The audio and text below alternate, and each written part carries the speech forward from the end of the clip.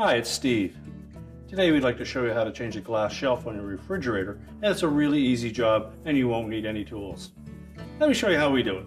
Now to do this repair, we'll open the refrigerator up, and if the shelf is still intact, we'll remove any of the items that may be on it. And to remove it, we'll pull it forward until it reaches its stop, then lift up, and continue to pull forward and remove it.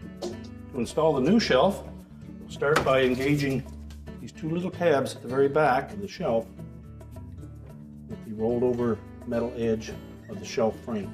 There's also one midway down the side of that shelf that needs to be engaged as well.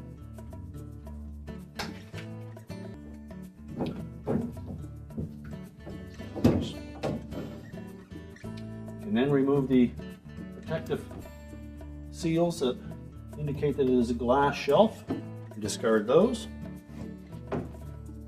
Now, to prolong the life of glass shelves in your refrigerators, the most important thing to remember is that if you're cleaning them and you take them out of the refrigerator to do so, you should let them get acclimatized first. So just leave them on the counter until they come to room temperature and then wash them.